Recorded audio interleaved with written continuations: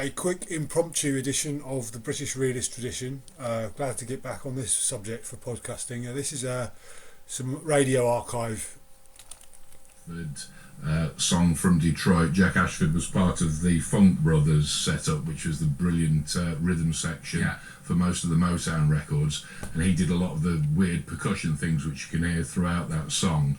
And like I say, it should have come through RCA, because we saw that Nancy Wilcox recorded 6 songs, only 2 came out on 145, but we never got the master tapes from RCA. They didn't have them for some reason. And later on I found a publisher's demo of this and sort of eventually got to play it, and it was much better than I ever thought, with a title like Gambler's Blues. Presumably the horrifying thought is that there will come a time when you will reach the bottom of the vault and there will be no more of these soul records. I mean, does that ever worry you? Give you sleepless nights? Not at all now. I mean, I think we always said about records that, you know, that was going to happen about 1980 or 85, but it never did happen. There's always nuggets. There's always nuggets. Master tapes, you know, that's given it another 10, 15, 20 years, and really I just can't see an end to it. I think it'll outlive me. Well, give us just a quick resume of the story behind this one, because it'll probably be the last one we've got time for tonight. The Carla Thomas I'll Never Stop Loving You. Yeah, there's no great story about finding the tape. It came from the Stax vaults, because our company distributes Stax over in the UK, and we did tape research over there. I didn't do it myself.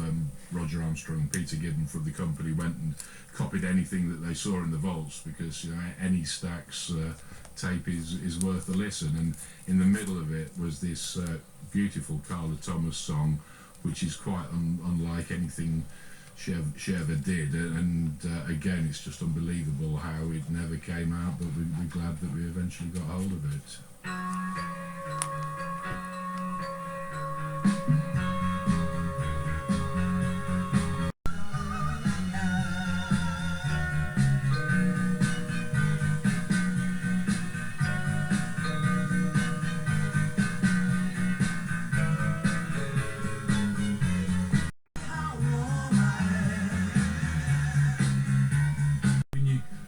Thomas, that's about all we've got time for tonight, Eddie. Thanks for coming in, and do keep digging them out for us, won't you?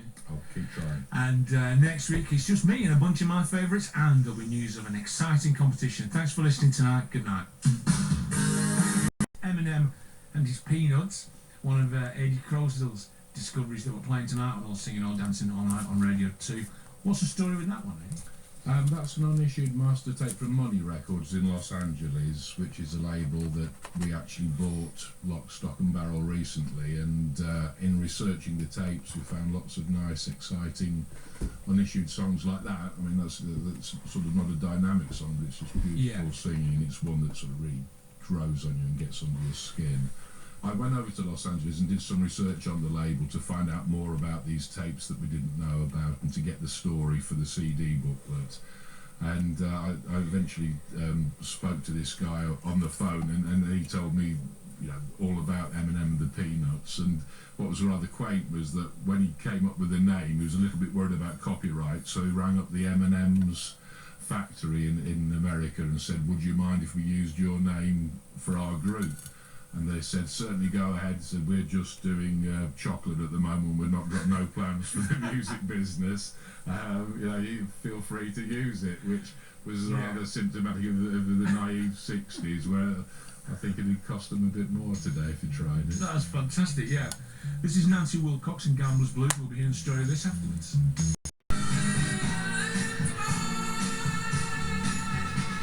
You're listening to All Singing, All Dancing, All Night on BBC Radio 2. I'm Stuart McConey, and my guest, and the man behind that, and all the other records I'm playing tonight, a legend and also Eddie Crowsdale. When I say the man behind it, I'm not suggesting that you played the instruments, Eddie. That would be, even for you, that would be a tall order. But you discovered these records, and now what's the story behind that? Because You Only Live Twice, Lorraine Chandler. You Only Live Twice, the Bond theme. That's not it, though, is it? No, but it was definitely aimed at the Bond movie. I think they probably put out tenders to anyone to come up with a great song, and RCA being a big major company that was recorded for, would have been, you know, happy to try and get in a Bond movie. But I think with Lorraine, although it's a very atmospheric song, and to be honest, it's much better than Shirley Bassey's effort. I don't think anyone knew who Lorraine Chandler was. I suppose they could have used it as a demo and got somebody else to do the song. But this Detroit combination of Jack Ashford, who wrote the song along with Mike Terry, and Lorraine Chandler, who's a great singer, produced that one. And I think when it didn't get in the film and didn't get any action, they just shelved it. When you got to the vaults, as you said, I mean, how does that come about? You have to approach the label, do you, and say, well, I'd like to have a rummage through your vaults. Yeah, I mean, it's a very hard thing to do. There's lots of politics involved, and you have to do a lot of sweet talking. And there's different levels of it as well. Like I say, in Nashville, we actually got into the vault and got our hands dirty, and we're pouring the boxes and opening them up to see if there's any clues inside as to what these tapes were. Whereas RCA is a whole different ball game. We were up at the top of a skyscraper in Manhattan, and they'd ordered these tapes in from Michigan or somewhere. And they all arrived in beautiful, clean boxes with every detail. That they listed the second violin and the chorus girls. They just, everything was perfect. And I was sitting in this gorgeous studio looking out over the whole of Manhattan, and the tracks like that were coming out and hitting me, and I was getting very excited. Fantastic. Yeah. Well, I mean, that wasn't from the film You Only Live Twice. This Should have been. It maybe should have been, but this is a band, an act I don't frankly know the first thing about. I'm sure you'll tell me. The fantastically named Eminem and the Peanuts. I can't say no.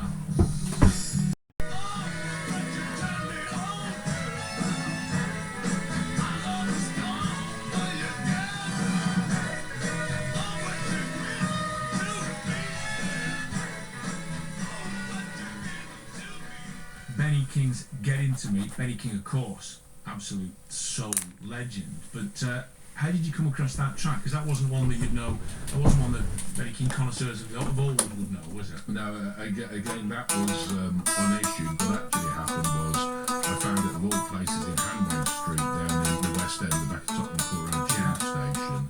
What happened was the music publishers had thrown out a lot of their old records. Music publishers sort of sell songs to acts, and they ended up with this Benny King acetate of the Lieber Stoller song. And it didn't actually say Benny King on it, but by a lot of detective work, we worked out that it was Benny King. So it was a session that he did with Lieber Stoller at Atco Records in '66, I think, or '65.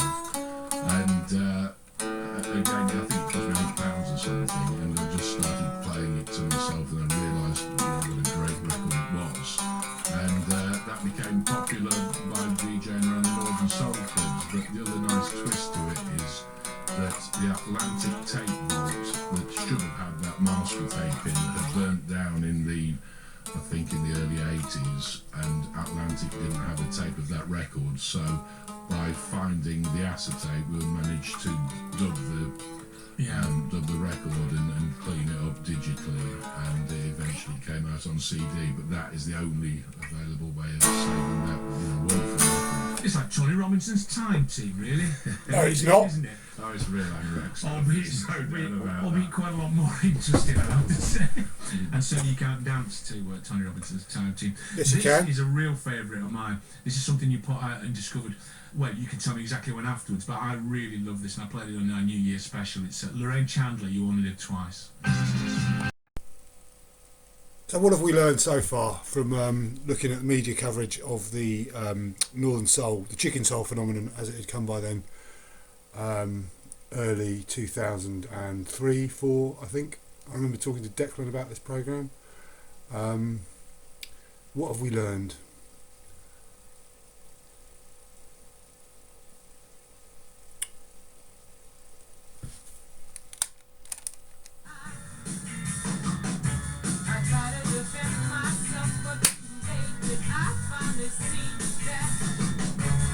You got the magic touch and you cast a spell on me. Yeah, yeah, yeah, yeah. They call it magic, baby. Yeah, yeah, yeah, yeah. It's more like magic, baby.